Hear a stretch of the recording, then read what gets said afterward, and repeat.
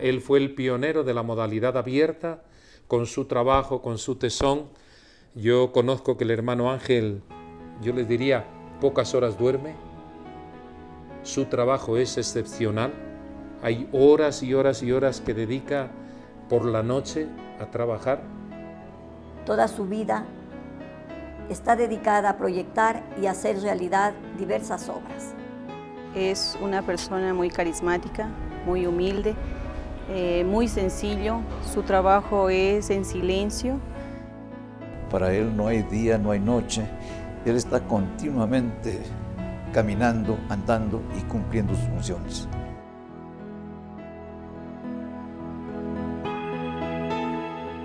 Bien, pues era un chiquillo, ¿verdad?, que quería optar por una vida de servicio. Recuerdo que en mi casa querían que yo fuera sacerdote, pero nunca me gustó sacerdote. Dije, yo quiero ser hermano marista, porque me gustaban los niños. De ahí ya opté por ingresar con los hermanos maristas el 12 de mayo de 1937. Eso fue, me acuerdo todavía que era un miércoles, me parece, en esa época. Y de ahí ya pues un poco la mentalidad de venir a América a trabajar con un sentido de servicio. Y el día, en septiembre de 1943, salimos para Cuba por primera vez, en un barco.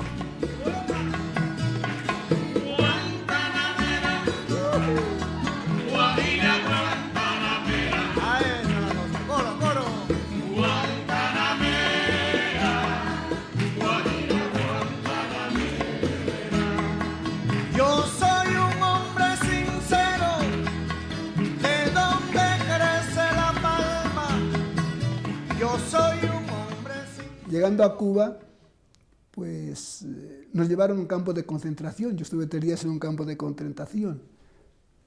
Dice que para investigar, para conocer detalles estratégicos de España o de Francia, yo chico pues que les podía informar, simplemente lo que habíamos vivido. Yo estuve 12 años en un colegio de La Habana. En ese colegio trabajaba un poco con la niñez y con la juventud. Aparte de la parte académica, tenía grupos de movimientos juveniles. Y también trabajé un poco en la línea de catequesis de los barrios pobres, especialmente de barrios negritos. Como no tienen otro interés y otro objetivo más que hacer, ayudar y servir, pues se encariña uno con las personas. Yo recuerdo que cuando salieron los hermanos, yo pedí a los superiores que me quedara en Cuba para seguir ayudando, y yo me quedé con otro hermano más durante unos 6 o 7 meses más, hasta el mes de septiembre de 1961. Nosotros éramos 167 hermanos en Cuba y nos reunieron todos donde yo estaba de director, en una casa que se llamaba Villa Marista. Precisamente al llegar a Cuba es que me encuentro con el hermano Ángel Pastrana, y él era el director de ese centro de estudios de los hermanos maristas, que se llama Villa Marista, precisamente, y que hoy, actualmente, sigue llamándose Villa Marista, y es el centro de la Policía Secreta de Cuba. Yo viví ahí unos 4 o 5 meses dentro del contexto de ocupado por un grupo de milicianas. Es decir, habían sido ocupadas todas las casas por milicianos, por la milicia. Entonces ahí, gracias a Dios, yo me movía bastante bien porque me permitían salir, siempre chequeaban al salir o al entrar. Un poquito viví eso hasta el final, que nos dijeron un día que no podíamos desayunar, al mes siguiente que no podíamos merendar, al mes siguiente que no podíamos comer, y como a los 2 meses nos dijeron que ya no era nuestro. Llegamos un día a la puerta, después de haber salido a hacer gestiones, dijeron que era del pueblo. Y entonces, eso fue un poco la historia amarga desde el primer momento, ¿no?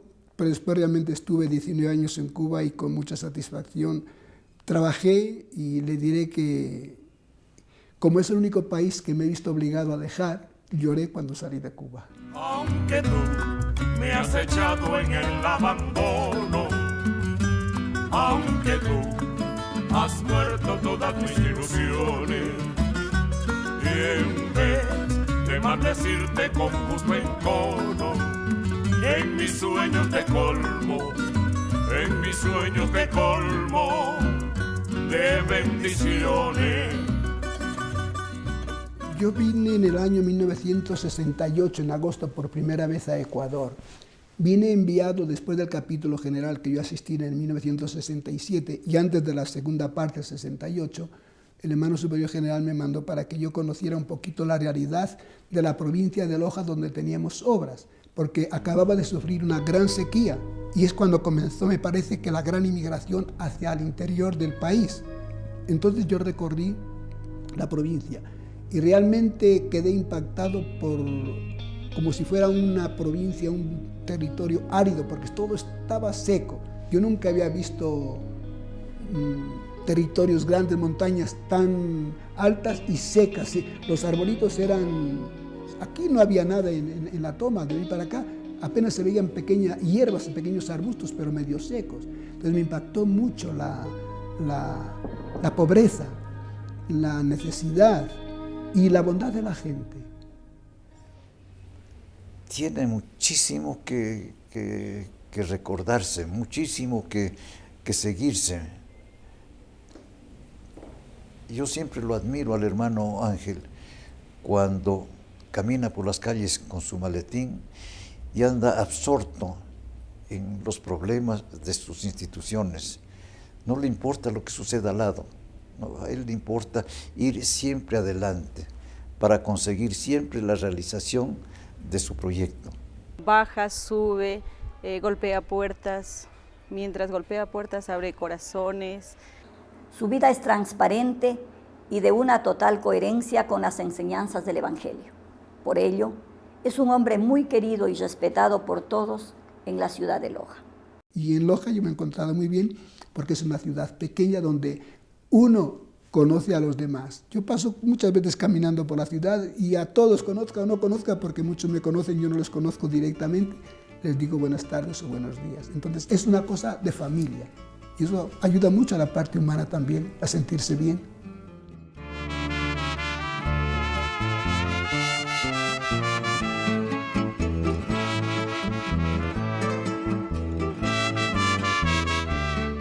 La universidad había comenzado ya hace unos años en la parte técnica, porque había mucha gente de Loja con limitaciones económicas que no podía ir a estudiar ni aquí ni a Guayaquil. Entonces nosotros decidimos hacer la universidad. Y yo me preocupé un poquito porque la idea era cómo servimos mejor al Ecuador. Y vimos que la mayor parte de los maestros en el Ecuador, casi un 70 o 75% en aquella época, no tenían título docente, eran simplemente bachilleros o aprendices. Entonces dijimos, podemos ayudarles, podemos ayudar, contribuir. La parte educativa, la Facultad de Ciencia de la Educación para servicio a los maestros del campo. Y es así como se inició un poquito. Yo recorría con él algunos centros, especialmente los más cercanos, Piña, Portobelo, pero recuerdo Cuenca también, Cañar, lo hicimos, y también llegamos a Portoviejo. Entonces vimos que ese sería el camino de servir al país en lo que es educación, porque a través de la educación es como los pueblos pueden mejorar. Como hermano marista, realmente para mí la coherencia de vida ha sido para mí el elemento clave de mi referencia al hermano Ángel. Una coherencia total entre lo que dice y lo que vive. Un esfuerzo, una entrega, una lucha, montón de dificultades que ha tenido por malas interpretaciones que ha habido, como pensando que él buscaba otra cosa y él siempre ha estado buscando el bien, ha estado buscando realmente lo mejor para todos los lojanos, ¿sí?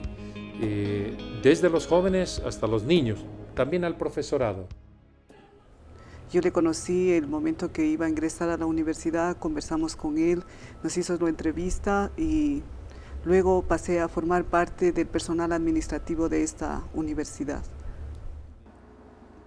Haber trabajado junto a él durante estos años ha significado un privilegio singular por las múltiples enseñanzas recibidas. Como director, fue exigente, disciplinado, trabajador incansable. Sábados y domingos eran para él días normales de trabajo. La puntualidad fue una de las reglas de oro de su gestión. La atención personal a los alumnos y profesores siempre fueron su prioridad. Cuando dudaba ante las solicitudes de los alumnos decía: prefiero que me engañen una vez antes que cometer una injusticia. Él viene aquí, nos enseña a hacer ejercicios y de repente nos da, todos los días nos da chocolates así. Pero estando ya ahí, la señora Julita, que fue la que había organizado el albergue, me pidió que si podía colaborar con ella. Yo dije que con mucho gusto, ¿no? En lo que me permitiera el tiempo. Visité el albergue que estaba en la calle junto al el mercado San Sebastián, en la calle Bolívar, y realmente era una pobreza extrema porque los niños no tenían nada y vivían encerrados en un pequeño patio de, no sé si tendría 6 o 7 metros de largo por otros 6 o 7 metros, y alrededor tenía una especie de covachas cuartos donde caía más agua adentro que fuera cuando llovía. Yo le dije a la señora Julita, mire, vamos a pensar lo que podemos hacer por estos niños y por los que vengan. Entonces dijimos, ¿cómo vamos a hacer? Vamos a ver, pues tenemos que crear un internado para que los niños donde no tienen que ir puedan estar, porque el niño no es culpable de nada. Y a veces los padres tampoco por la falta de formación. Realmente es su trabajo incansable en este momento en el albergue, por ejemplo, el lograr las ayudas internacionales que está logrando para hacer todas las construcciones del albergue, para lograr la comida de los niños del albergue, para poder pagar a todos los empleados del albergue, ahora que está haciendo estos módulos para generar familias y vivir en familia. Yo siempre dije, incluso hicimos el proyecto con el hermano Teodoro, que no podíamos quedarnos ahí, porque hasta los 12 años les podíamos hacer muy bien, mucho bien, estarían contentos los niños y después los que no pudieran ir a ninguna parte. Entonces pensamos en un proyecto complementario y es lo que estamos haciendo ahora. Gracias a Dios encontramos organizaciones que nos han permitido eso. De tal manera que lo vamos a ofrecer a personas, a niños, a jóvenes, a familias muy pobres, especialmente si no tienen papá y no tienen recursos, que quieran estudiar carreras técnicas de bachillerato para que cuando terminen puedan defenderse en la vida. La parte educativa les va a servir mucho para la vida. Esperamos que sean buenos cristianos y honrados ciudadanos.